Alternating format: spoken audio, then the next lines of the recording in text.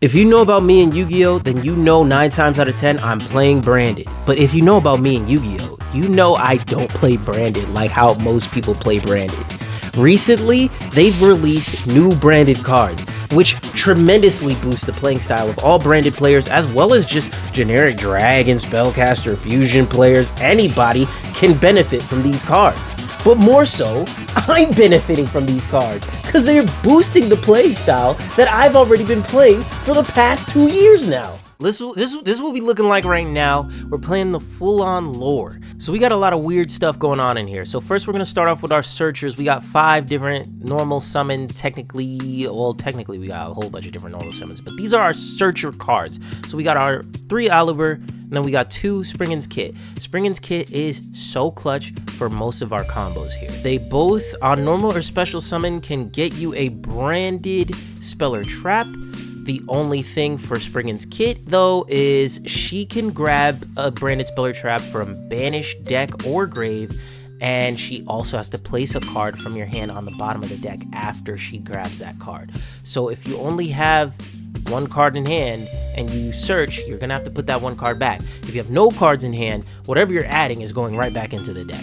I think the next up would be the Bestial package. We have a large Bestial package, and that seems odd for most people. We got the Bestial Lubellion. He's also a searcher, but he searches from the hand one of the Bestials by discarding itself. And we do play a high Bestial package because when I first built the deck, I wanted a lot of synergy with Branded and High Spirits, which is down here. It is literally the best card in a branded deck now. I knew it was the best card before everybody started saying what they're saying now, but now that it can just search the new cards, it is that much more goated.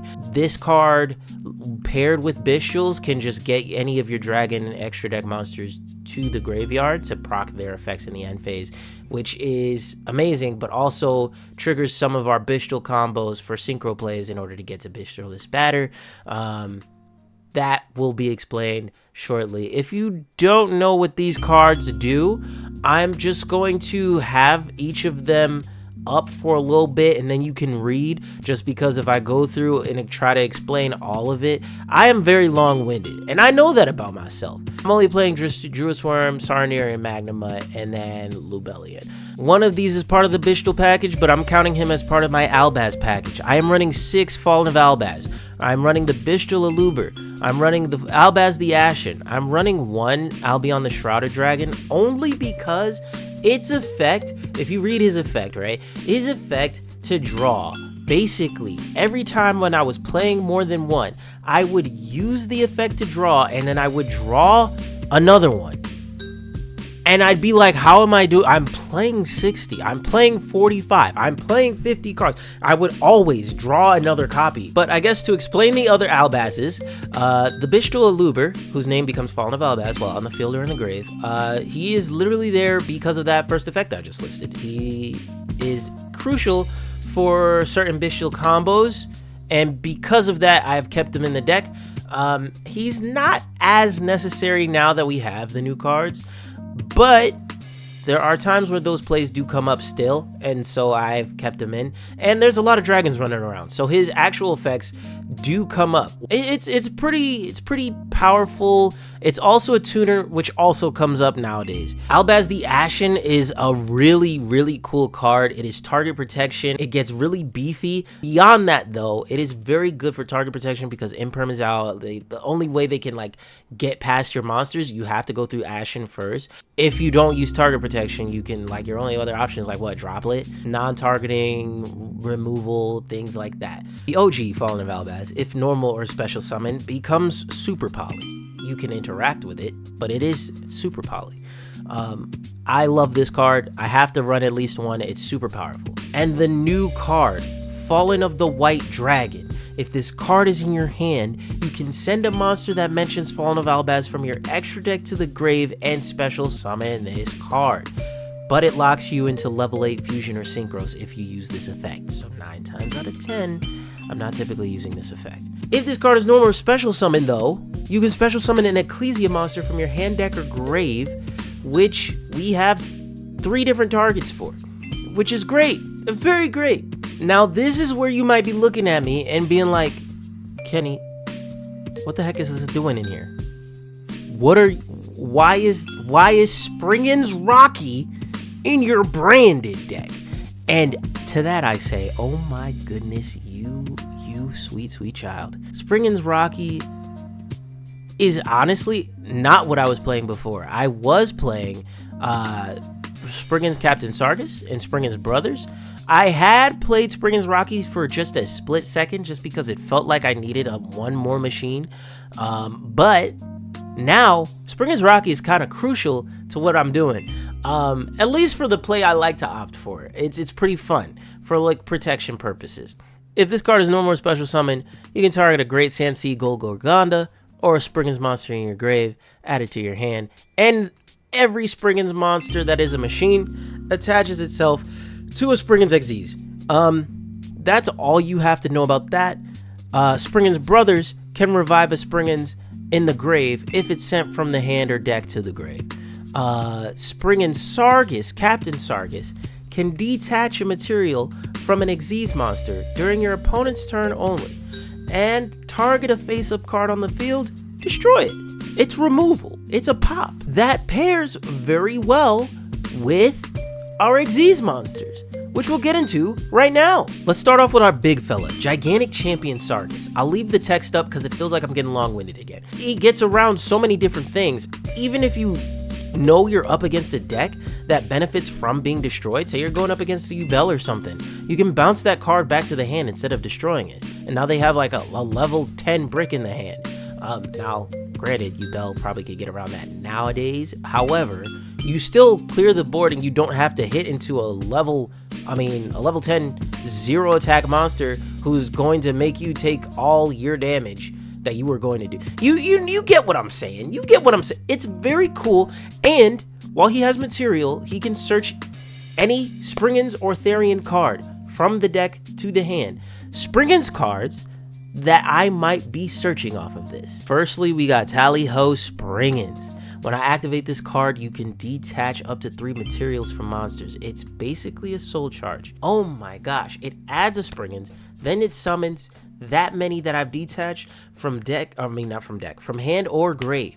It gets around the Fua. It gets you different cards that you might have been looking for. It can get you your Captain Sargus to set you up for your opponent's turn. It can get you your new kit, which we haven't even gotten to yet, but it can get you so many things, and then it detaches, which triggers your Xyz monster. It's so good. It's just so good. And it can search you your Springin's kit. So even if you have no real hand, but you have yourself a Tally-Ho Springin's, if you search this out, you get your play started. Springin's Blast is a second card I've been thinking about using. It's in the side at the moment because I don't really see myself running it in the main deck at all times. It's definitely not my search target over what I would typically search when it comes to my Springin's or Therian cards. Speaking of Therian cards, I think you saw it. I think you knew. I mean, like, it's a really great card. It's a negate. We have machines to use it for.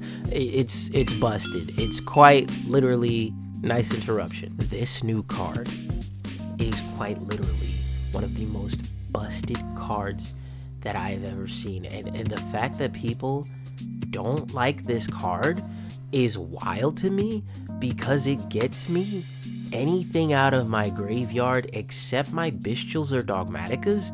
And I just don't understand. How could you not? Look at how much fun she's having. How are you not having a great time watching her have a great time? Look at, she's just blasting. She's literally Danny DeVito, bro. Anyway, I started blasting. Bang, bang. The Golden Sword Soul, I think, is now kind of a staple in Branded now because it just extends your plays that much. It's just very good. I've been playing it before the new cards came out and everybody was giving me hate for the Golden Sword Soul. When I tell you that the Golden Sword Soul has saved me so many games with its negate attack effect, it has saved me so many games when I've used Branded in High Spirits, send Grand Guignol to get a Cartesia or something crazy out of my grave. They hit a nib, I banish my Grand Guignol, I start banishing my Golden Sword Soul, I get get more plays out the hand. I start popping off like crazy on my opponent's turn. It's busted, bro. The Merc negates. Beyond negating though, it's also our golden sarcophagus target, and it searches you literally most of your deck. Like the main thing that you will be getting is your Fallen of the White Dragon, but you can also opt to go for other plays if you want to circumvent the opponent's line of thinking. You want to mix them up, you don't want them to know what you're going for, or if you know that getting Fallen of the White Dragon is an easily interruptible line and you want to go into something a little bit different. To Cartesia, she is basically our fusion girly. One incredible Ecclesia because she is just goated and she's integral for the combos these days. I've been playing her before that. When I was playing this, I've always been playing with a little bit of a Springens package, and to get 2 bodies on board is literally like the key to success for my playstyle. So I've been playing Incredible Ecclesia for a while, but now she's just that much better because you don't rely on her just to go into like Springens monsters like Merrymaker, which I forgot to go into my Springens monsters in the extra deck. Hold on, wait a minute, wait. Basically, this is only 2 level 4 monsters. And once he's special summoned from the extra deck, you can send any Springens monster from your deck to the graveyard. You now have 2 Springens monsters that revive stuff out of your grave when they're sent to the grave, so that's actually busted. You have the new card, Gung Ho Springens, which is 2 or more level 4 Springens monsters specifically, so a little bit harder to get to, but definitely not impossible. If this card is Z-summoned or sent to the graveyard, you can bring out a Springens Captain Sargus. You don't typically do that effect because it's only use 1 Gung Ho effect once per turn and only once that turn. So the other effect is so much more powerful. You can detach 2 materials, add to your hand, or special summon anything. Literally anything but your Bestials or Dogmaticas. You can bring out your Springens, your Therian, Fallen of Elbaz, or 1 monster that mentions it. Doesn't matter what level it is, you can just slap it down. It is busted. I can't believe they made this card, and the fact that it's a common was wild to me. Okay, back to my Virtuous girl. She tags out an Albaz or the Golden Sword Soul. Our other Ecclesia, Dogmatica Ecclesia, the Virtuous. She brings out any Dogmatica card from your deck to your hand. If you search with her, you get locked out of the extra deck for the turn, but she goes crazy when it comes to searching your Dogmatica stuff, and she can get you a couple different Dogmatica cards that benefit you on the next turn. Quem is a Dogmatica. It's searchable. You're probably not searching it off of Ecclesia, but she's our last Virtuous card. If she's normal or special, you can send a Fallen of Elbaz or 1 card that mentions it from the deck to the grave. You might have noticed this mentions Fallen of Elbaz or a monster that mentions it as well. So literally, if you have anything in the grave, Quem can send this, and that will revive whatever's in the grave. Or Quem can send Mercurier, that sets up your Bestials, and then you get a search, and then you can do shenanigans and go into this batter and go. Y'all not seeing what I'm seeing. Our other Dogmatica search, Dogmatica Fleur-de-Lis, the Knighted.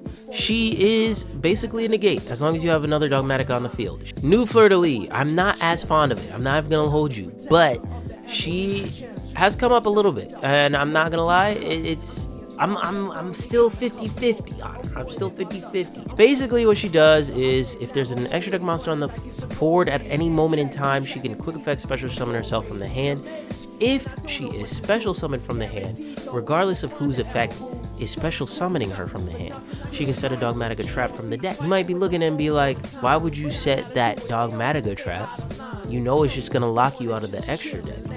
It's not gonna lock me out of the extra deck because we're playing Dogmatica Encounter. This says special summon a Dogmatica monster or Fallen of Elbaz from your hand, or add to your hand or special summon a Dogmatica monster or Fallen of Elbaz from your graveyard. The play that I wanted to do so many times now, but I've never had the proper setup in hand on my opponent's turn, is when they bring out their monster, right? I slap down the Fleur-de-Lis, the Thunderbolt. I set this card. I'll wait for them to make some so I can flip it up and bring out Fallen of Albaz on their turn. And then they gonna look at me like, oh, you're fusing off my board? You're my board, my monsters. Yes. Get rid of it. I'm playing 60 cards. I'm only playing one Fleur-de-Lis the Thunderbolt because it's definitely not that necessary in a build like this. It's quite literally, sometimes it feels like a win more, but sometimes it feels like a going first play more than anything else, just because it's more easy to get to going first than it is to rely on it going second and hoping you have it. You know what I'm saying? I hope that makes sense. Hi.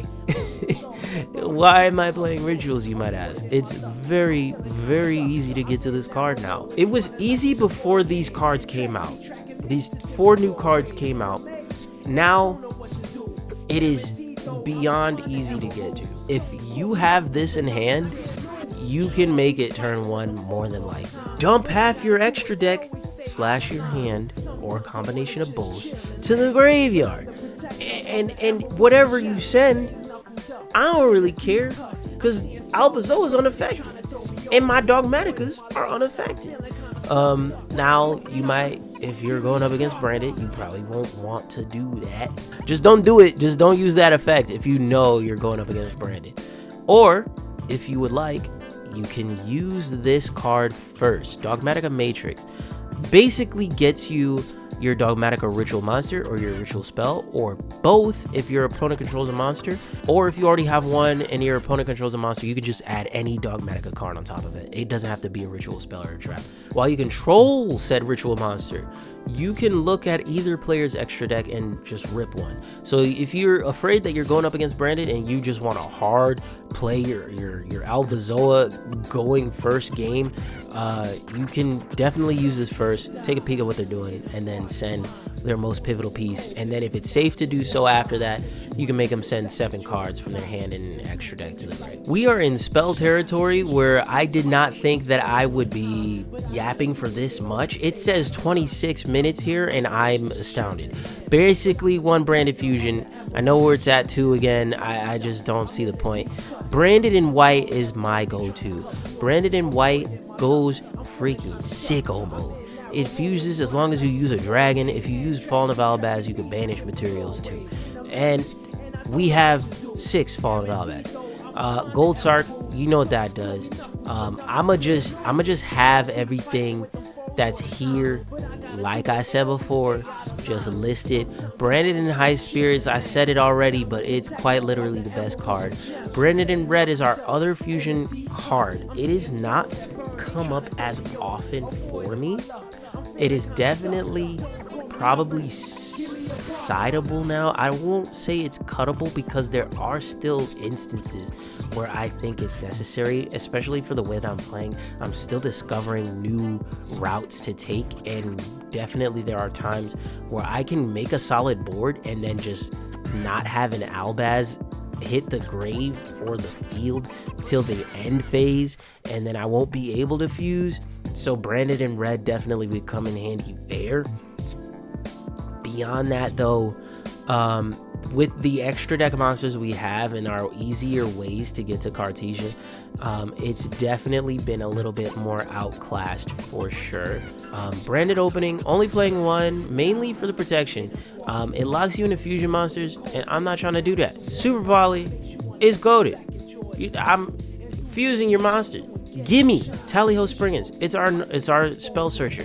We know this. We got our 3 pops with the Fallen and the Virtuous. It sends monsters from the extra deck that I mentioned, Fallen of Albaz. Targets a thing that is face up, pops it, or if I have an Ecclesia monster in the field or on the grave, I can revive anything. It's quick effect monster reborn to my field. It's busted. Branded Lost doesn't come up as often either, but I like the effect where you cannot activate cards or effects when my monsters get fused, because what are you doing trying to stop me? Let me play my game. Branded Regained, it is placeable because of Lubellion, and it can revive any of our bestials if our opponent breathes. Definitely a keeper for me, especially because I'm playing bestials to the rate that I am. if I end up cutting Bishels at some point, I don't know if I would do that. But if I do, then I might consider. Decisive Battle of Golconda is card protection for my Albaz monsters. Its name becomes Great Sand Sea Golconda while on the field or in the grave. But if you have Fallen of Albaz in the grave during the end phase or on the field, I can bring out any Springs monster from the hand or deck, which does come up a lot, actually. We'll get into that during test hands. We might have to make separate videos for the explanation of this, and then the test hands, and then the actual duels. I did not expect to be yapping for this long. I don't know how. I'm gonna have to edit this down. I'm gonna have to. Well, I've showed you the Dogmatica Matrix, but I haven't showed you Dogmatica Calamity, which is used to ritual summon this big boy right here. I mean, you can ritual summon it, you know, the way you would usually ritual summon by attributing the monsters from your hand or field, but you can also send a monster from your extra deck whose level exactly equals it. So you making this is a 12. What else we got that's a 12? Despian Lulu Lilith. And this card has effects in the end phase when it's sent to the grave. Really good setup. Just by having this card, if they have a monster on the board, you get this, or if you already have one, you could just grab this, search the other, and then pop off something crazy. This goes crazy in the end phase, probably get you a Quem, probably get you some shenanigans. And then Quem, if you do go that route, could dump the Golden Sword Soul. The Golden Sword Soul can revive this, because it's a light spellcaster with attack, match, and defense. Look, I don't make the rules, man. That's what it says. Branded Banishment, it's basically another Super Poly, but level 8 or higher fusions only. We've gone over Dogmatica Encounter. It revives Albaz, it revives Dogmaticas. That's pretty cool. It can bring out Quem, it can bring this back. It can bring this back. It's busted. Etude of the Branded. During either player's turn, synchro summon, as long as you use a dragon. Necessity, that's necessary.